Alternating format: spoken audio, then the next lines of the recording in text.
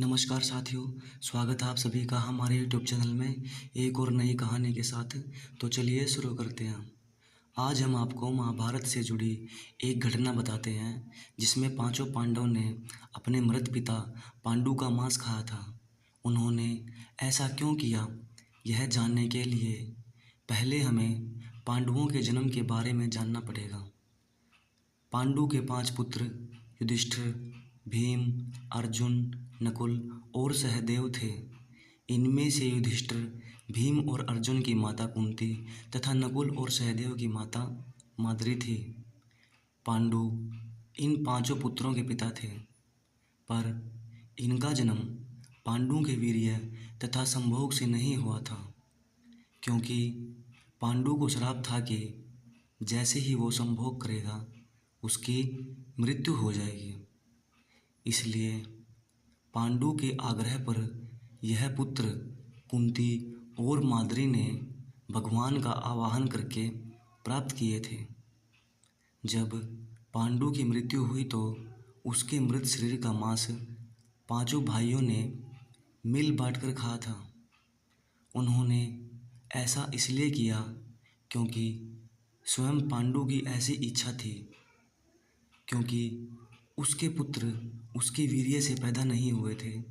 इसलिए पांडु का ज्ञान कौशल उसके बच्चे में नहीं आ पाया था। इसलिए उसने अपनी मृत्यु पूर्व ऐसा वरदान मांगा था कि उसके बच्चे उसकी मृत्यु के पश्चात उसके शरीर का मांस मिल बांट कर खा लें, ताकि उसका ज्ञान बच्चों में स्थानांतरित हो सके। पांडवों द्वारा पिता का मांस खाने के संबंध में 2 मान्यता प्रचलित है। प्रथम मान्यता के अनुसार मांस तो पांचों भाइयों ने खाया था, पर सबसे ज़्यादा हिस्सा सहदेव ने खाया था। जबकि एक अन्य मान्यता के अनुसार सिर्फ सहदेव ने पिता की इच्छा का पालन करते हुए उनके मस्तिष्क के 3 हिस्से खाए। पहले टुकड़े को खाते ही सहदेव को इतिहास का ज्ञान हुआ, दूसरे टुकड़े को खाने पे वर्तमान का, और तीसरे टुकड़े को खाते ही भविष्य का।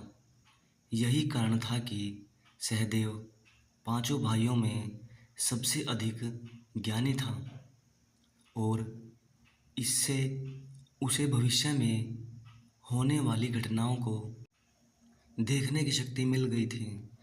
शास्त्रों के अनुसार श्री कृष्ण के अलावा वो एकमात्र शख्स सहदेव ही था जिसे भविष्य में होने वाले महाभारत के युद्ध के बारे में संपूर्ण बातें पता थी। श्री कृष्ण को डर था कि कहीं सहदेव यह सब बातें औरों को न बता दे। इसलिए श्री कृष्ण ने सहदेव को श्राप दिया था कि यदि उसने ऐसा किया तो उसकी मृत्यु हो जाएगी। धन्यवाद। कहानी अच्छी लगे तो चैनल को लाइक सब्सक्राइब ज़रूर कीजिएगा और दोस्तों के साथ शेयर कीजिएगा।